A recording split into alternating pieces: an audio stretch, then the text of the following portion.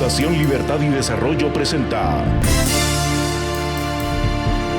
Razón de Estado con Dionisio Gutiérrez. El universo está lleno de estrellas y hay suficiente evidencia que sugiere que en muchas de ellas hay vida. Algunos científicos afirman que existen civilizaciones más inteligentes y avanzadas que nosotros y que algún día las veremos. Aquí en la Tierra, la mayoría de sus habitantes considera que la ecuación de la vida se ha tornado compleja y más difícil. Un joven muchacho de esos que llaman millennials me preguntaba hace unos días si la vida fue siempre tan dura y cuestionaba si para las generaciones de sus padres, abuelos y bisabuelos el diario vivir fue tan áspero como lo sienten muchos jóvenes en el mundo de hoy. Me decía este muchacho que ya no son el esfuerzo ni el mérito lo que permite alcanzar metas y medios para vivir. Las oportunidades, se quejaba, son escasas, pagan poco y el tiempo no alcanza. Y afirmaba que esto se debe a que las relaciones personales, la economía y la política no están funcionando y que su generación se siente en un laberinto sin salida. Ante semejantes dilemas respondía el muchacho con preguntas.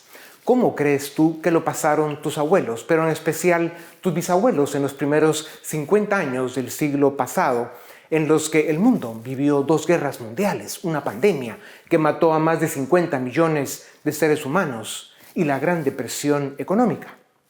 ¿No crees que el cansancio que domina el ánimo de hoy en los jóvenes se debe también a las trampas y las mentiras de las redes sociales?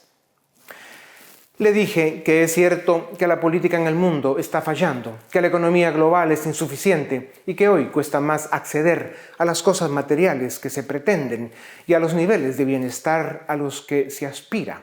Pero también vivimos tiempos de frivolidad, indiferencia y consumismo, y aunque nos frustra y debilita, ponemos las expectativas arriba de la realidad. Y le recordé que nuestros viejos superaron sus crisis porque sus vidas giraban en un entorno más sencillo, de austeridad, trabajo y sacrificio, y que por eso el bienestar y la felicidad razonable eran metas alcanzables. Después de dar vueltas al compás de la vida, el joven y yo coincidimos en que el paso de los años permite ver y apreciar la vida en su justa dimensión.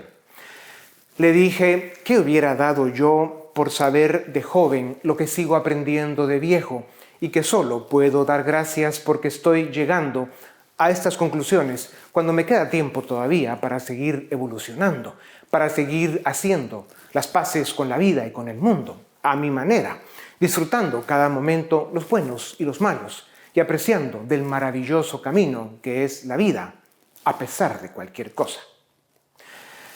Por eso, con su permiso y como reflexión final, deseo que las estrellas me escuchen recordar que en un día como hoy, hace 87 años, nació un hombre que en los pocos años que tuve el privilegio de compartir con él, y por el recuerdo que dejó en mí y en tanta gente, mi optimismo por el futuro del ser humano sigue intacto.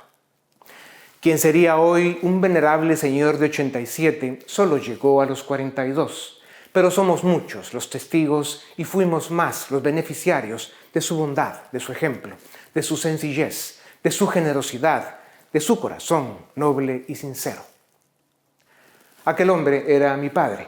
El destino se lo llevó hace 47 años, cuando yo tenía 15.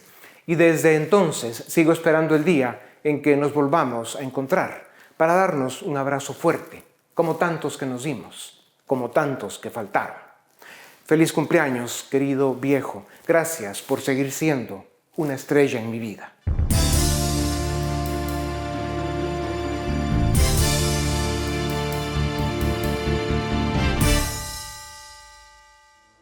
En el infinito universo y entre sus cientos de millones de estrellas están el Sol y los planetas que forman nuestro sistema. En uno de esos planetas, la Tierra, donde vivimos casi 8 billones de seres humanos, seguimos aprendiendo a sobrevivir y a convivir. Seguimos intentando evolucionar.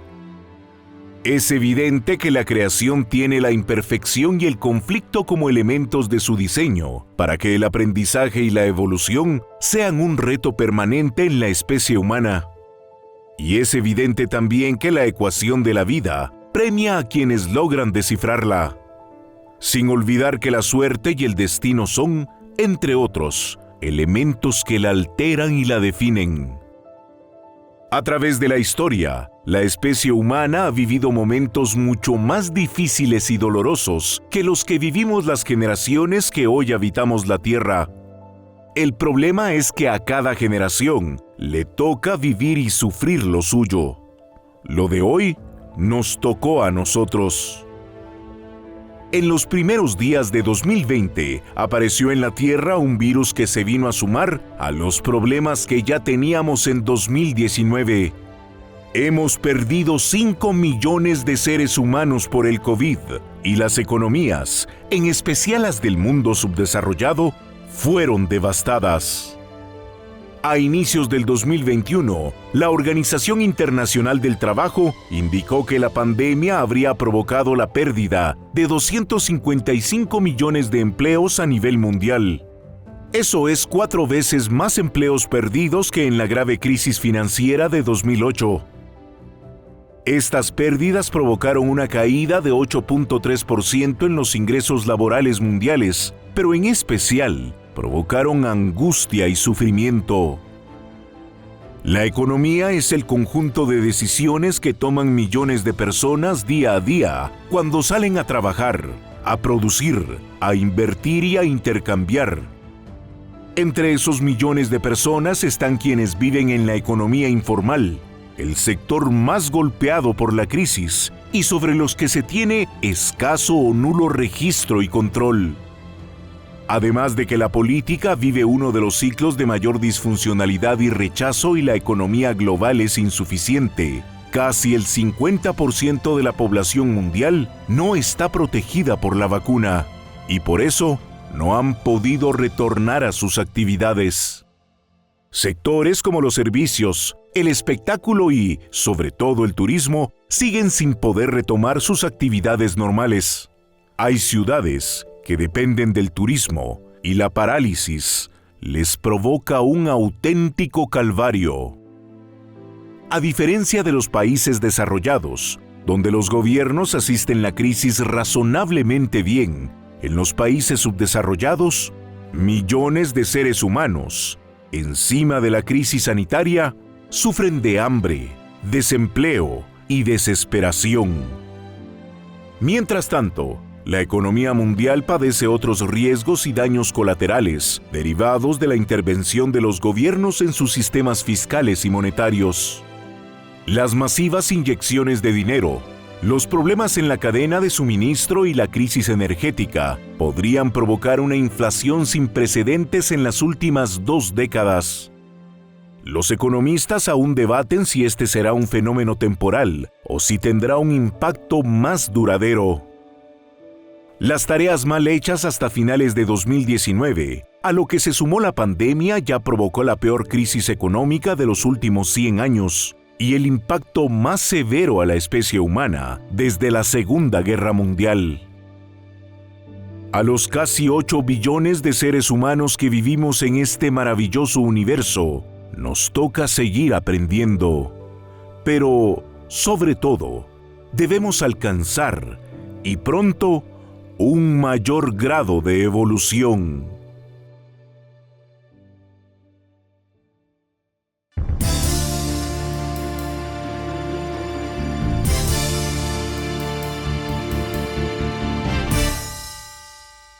Les saluda Dionisio Gutiérrez desde la Universidad de Georgetown en Washington.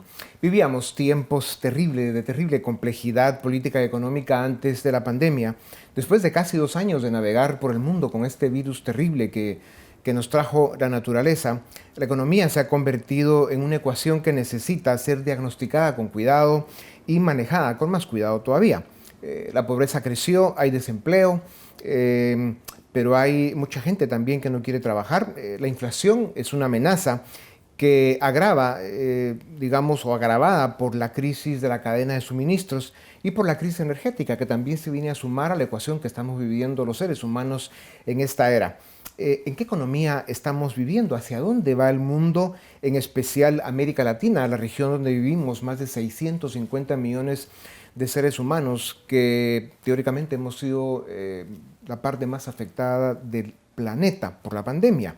Para hablar sobre estos importantes temas, tengo el gusto de presentarles al intelectual, académico, columnista en varios medios importantes en América y Europa, profesor de Georgetown, funcionario de alto nivel, economista y escritor. Además es asesor del secretario general de la OEA, Héctor Chamis. Bienvenido a Razón de Estado. Héctor, muchas gracias por darnos unos minutos. Gracias a vos, Dionisio. En una era en la que la política está fallando, Héctor, la economía global parece insuficiente, el crecimiento económico no alcanza en todo el planeta, encima nos cae una pandemia.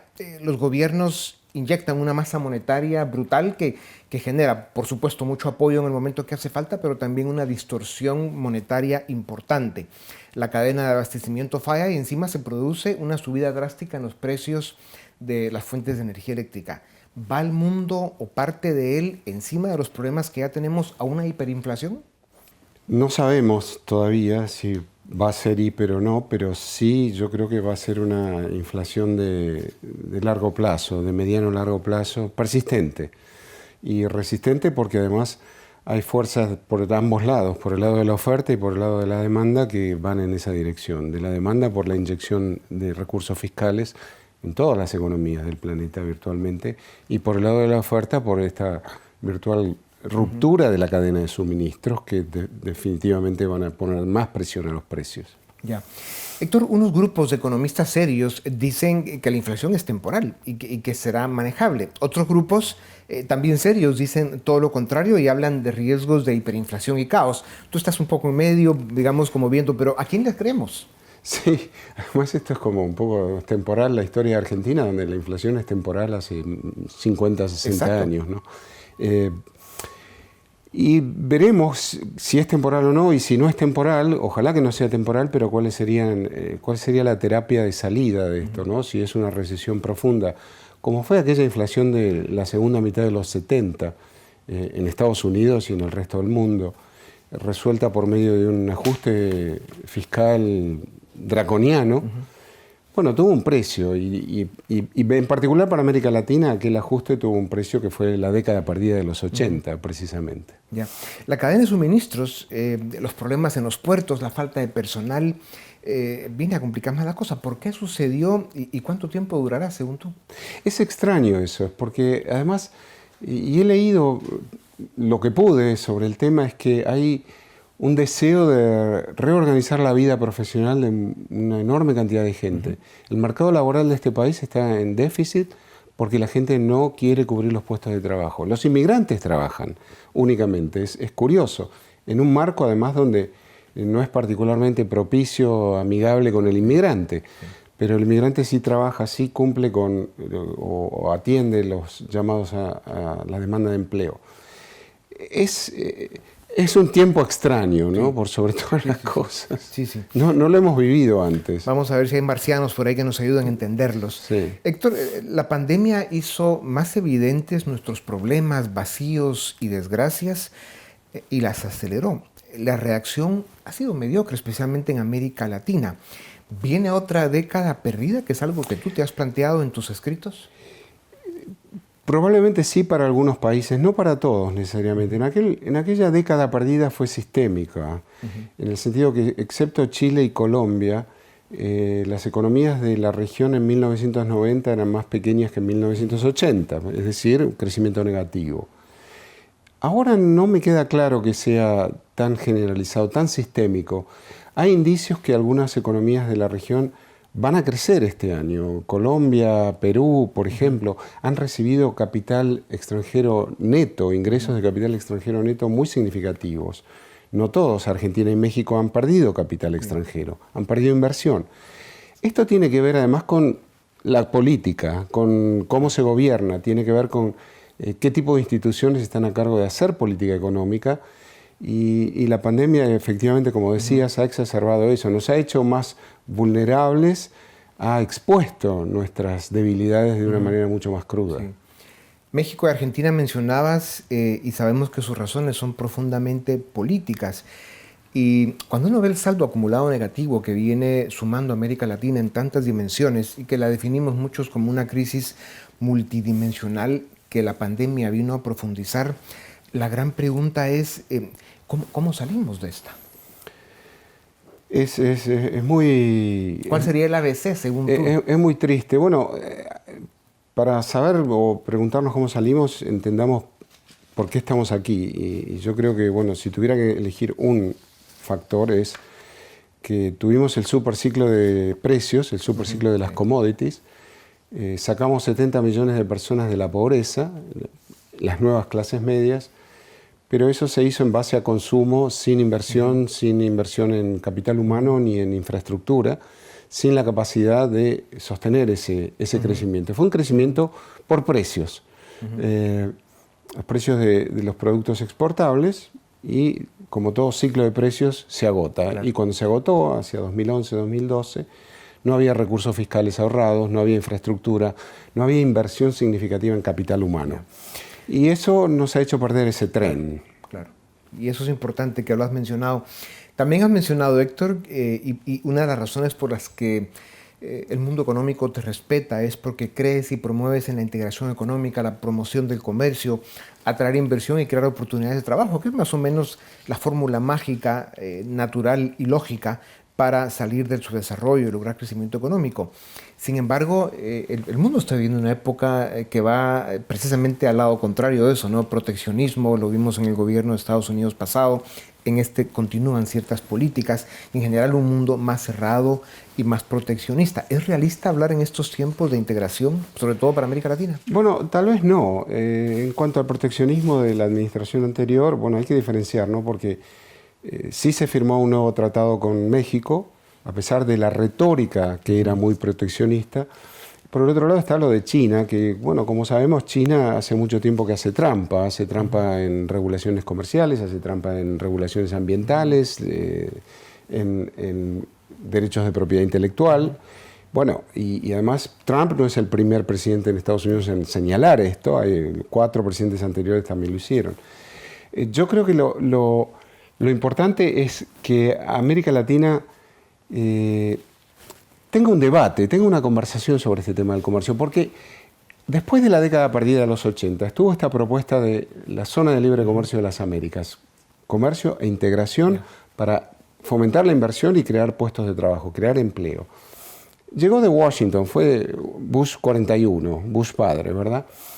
Que fue truncada, pero en aquel momento era muy heterodoxo el planteo del presidente Bush 41.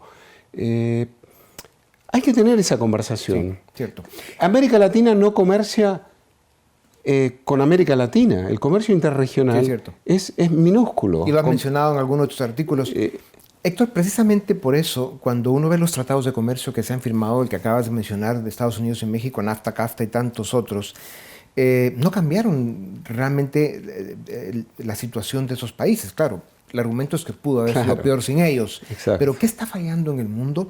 ¿Vivimos una economía global insuficiente? ¿Es la política o son las dos? Mira, el comercio regional, intrarregional de América Latina es el 30% del total.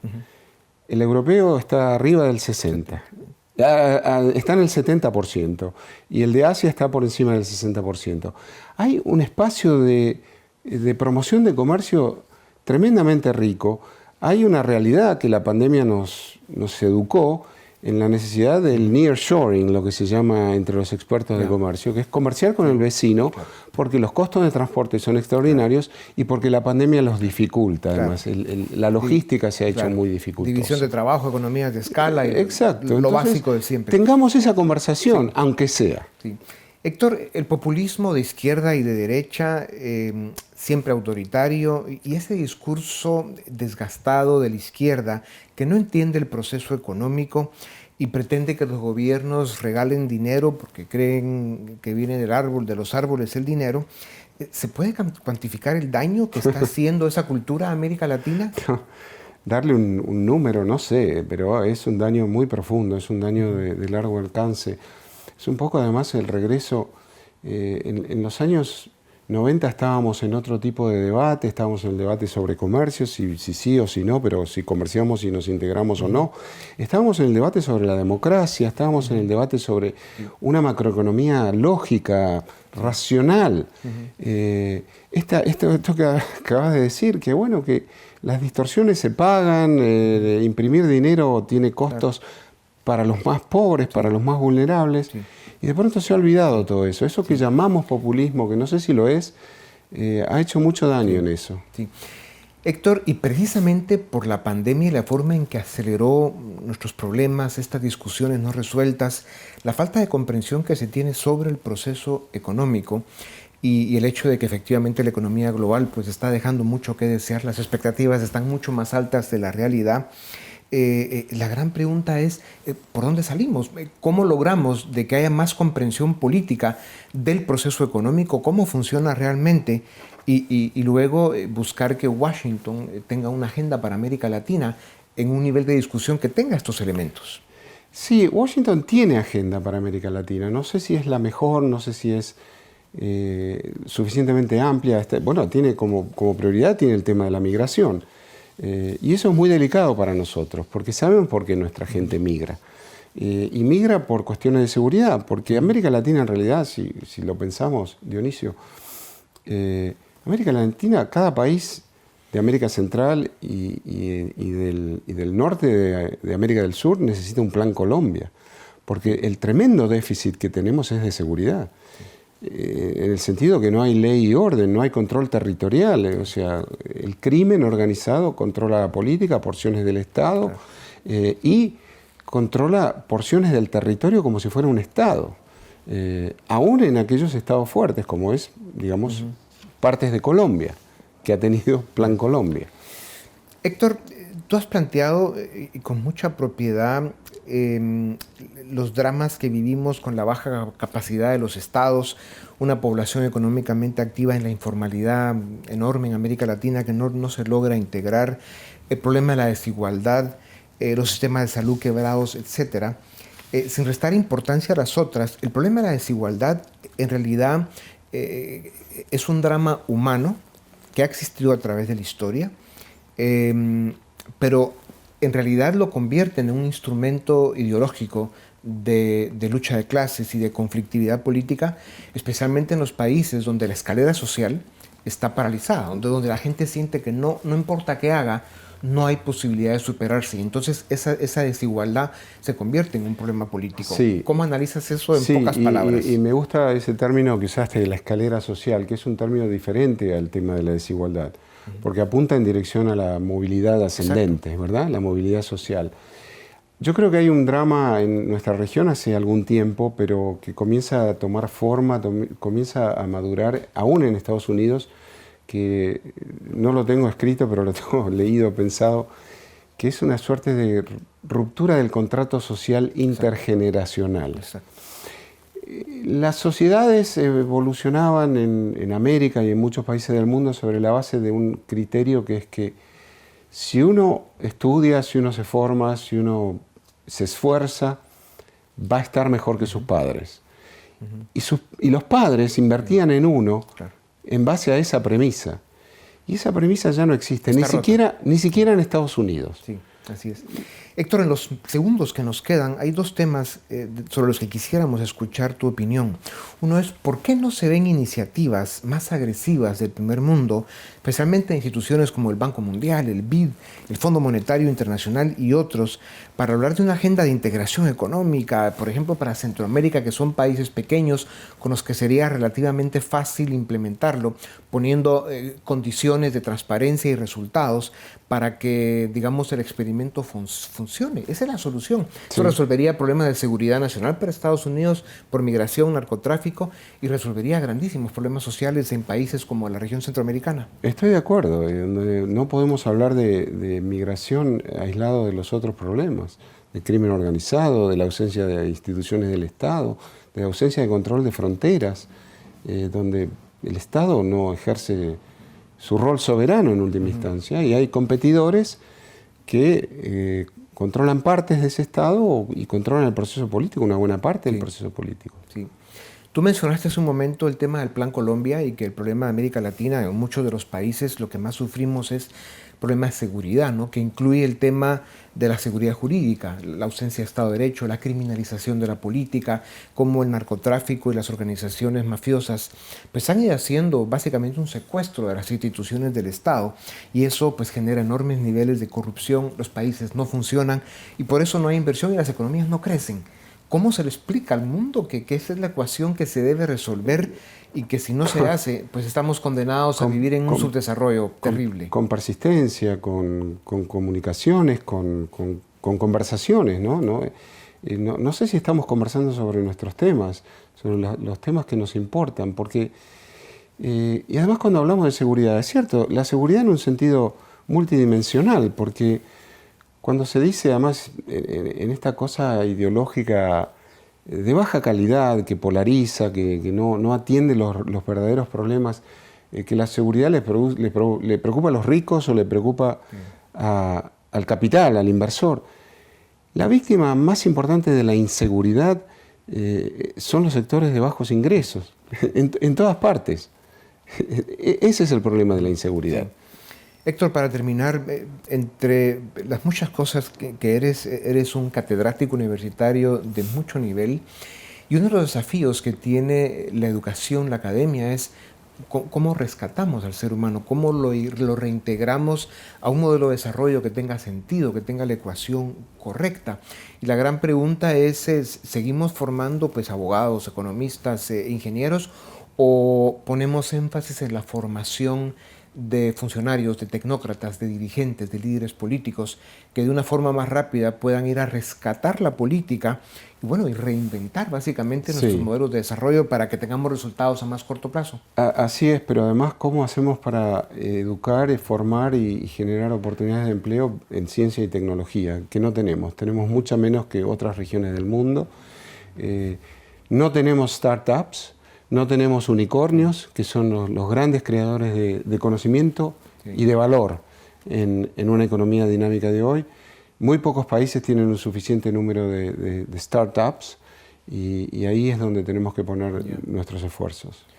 Pues Héctor, es muy importante que sigas dando las batallas que das. Tu experiencia y conocimiento han sido vitales, pero de aquí en adelante van a ser cuestiones de sobrevivencia, que sigas activo y pues dando luz para que encontremos el camino, porque sin duda América Latina está en una especie de laberinto sin salida en este momento. Así que muchas gracias. No, gracias a vos y del mismo modo te digo, lo que vos estás haciendo también es importante, es comunicar, divulgar, dialogar, que como te dije varias veces en esta entrevista, no dialogamos lo suficiente, no nos entendemos. En nuestra conversación. Tremenda tarea. Y eso, muchas gracias. Eso nos queda por delante. A ustedes también gracias. Esto es Razón de Estado.